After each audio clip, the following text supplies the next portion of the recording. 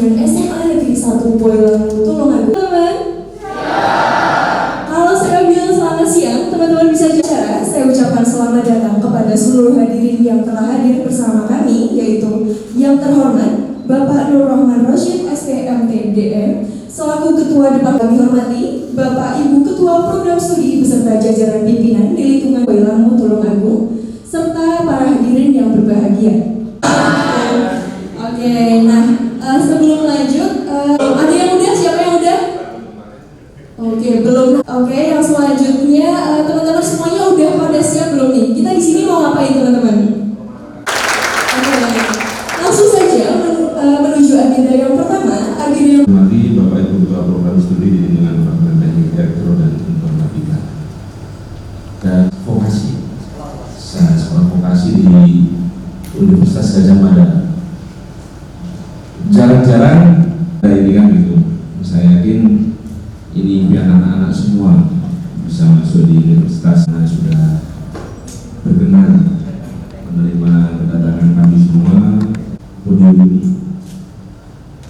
Namun karena ini ada awalnya kita mau langsung menuju ke sini dengan armada kita, ternyata diarahkan semua ke teknik sipil, sehingga kita nanti ini berjalan dari teknik sipil menuju sekolah vokasi. Tidak apa-apa lah, hitung-hitung olahraga. Semalam kita sudah tidur di bis, kita gerakkan badan kita biar sehat. Ternyata semua jadinya fresh kan gitu, tidak loyo. Dan nanti ada sikap, Jakarta dan beberapa anak yang mungkin tidak sesuai dengan norma-norma. Selanjutnya adalah sambutan dari Bapak Nur Rahman Rosyid STMT DM selaku Ketua Departemen Teknik Elektro dan Informatika Sekolah Vokasi Universitas Gadjah Mada. Kepada Bapak Nur Rahman saya persilakan. Warahmatullahi wabarakatuh. Yang saya hormati Bapak Andi Sugna selaku Wakil Kepala Sekolah SMA Negeri 1 Boyolali dan juga Esa. Pada hari ini kita masih terima kasih. Waalaikumsalam warahmatullahi wabarakatuh. Itu baru seberapa sampai ujungnya karena kalau Anda jogging sudah berminyak sekali. Oke, jadi insya Allah semoga nanti bisa mendapatkan informasi yang akurat.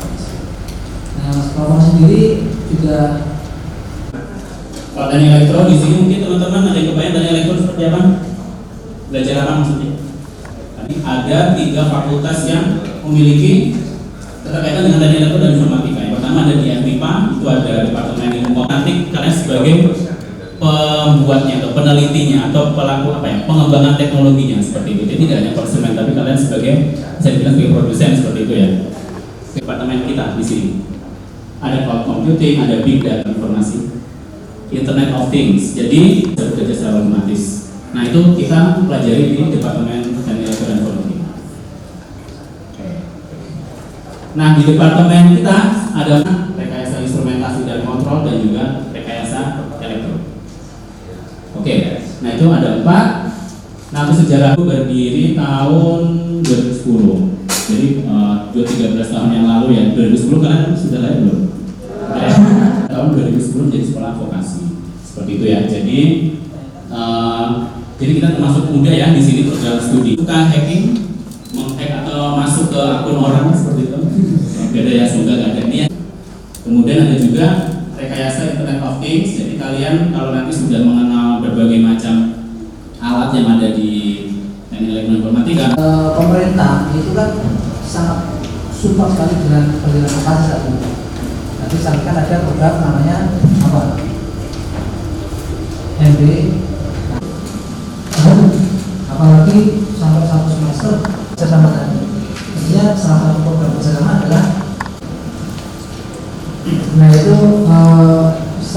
saat ini dari 4 prodi yang memiliki semester dengan ini ya mahasiswa di tahun ketiga ini semuanya magang semua. Jadi satu untuk penerimaan mahasiswa baru di UGM ini apa mungkin memperoleh diprioritaskan dari Jawa Tengah dan sekitarnya. Jadi misalnya ada mahasiswa dari Jawa Tengah dan luar Jawa mendapatkan nilai yang sama, kira-kira di kampus UGM ini akan memilih yang mana? Terima kasih.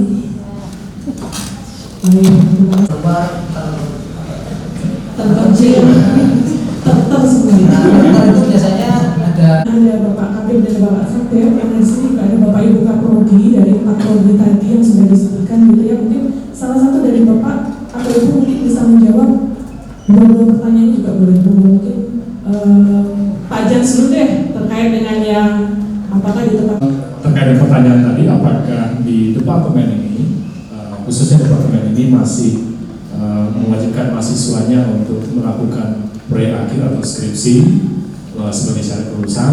Sejauh yang saya tahu masih ya, hingga saat ini masih ada kewajiban untuk mahasiswa mengerjakan skripsi untuk S1 dan proyek akhir.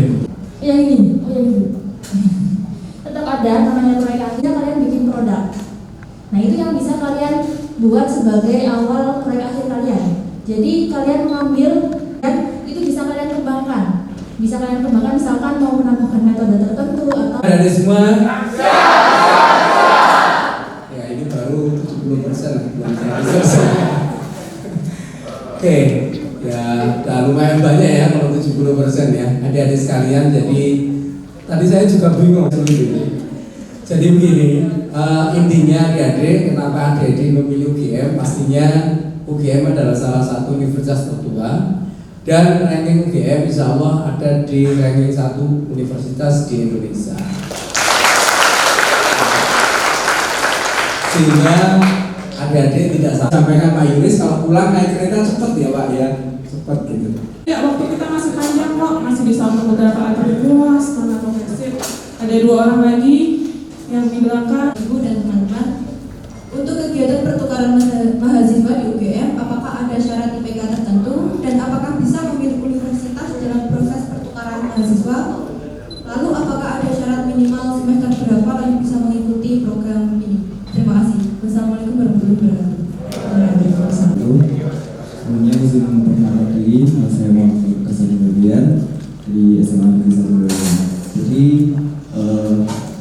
pertanyaan saya, seperti yang kita tahu bahwasanya mulai tahun ini SBMPTN atau yang sekarang dikenal sebagai SNMPT dulunya terdiri dari TKA dan TPS. Nah, akan tapi mulai tahun ini untuk tes kemampuan akademik ini harus. lalu dari teknik pro sendiri apakah kita belajar khusus seperti strategi marketing agar produk yang telah dihasilkan dapat memuaskan banyak konsumen. Terima kasih atas perhatiannya. Assalamualaikum warahmatullahi wabarakatuh. Mohon izin bertanya Pak Bu, tadi sudah jelaskan sedikit mengenai beasiswa KIP kuliah. Pertanyaan saya, apakah ada beasiswa selain KIP itu dan kriteria apa saja dibutuhkan? Terima kasih. Prasetyo dari SMA 1 Boyolali.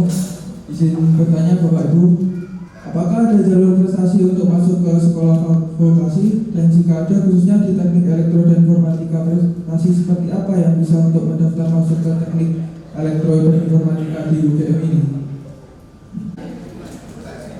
Assalamualaikum warahmatullahi wabarakatuh. Di sini saya ingin bertanya sekali lagi. Tadi kan sudah dijelaskan bahwa sekolah vokasi ini memiliki beberapa perusahaan yang bekerja sama dengan sekolah vokasi.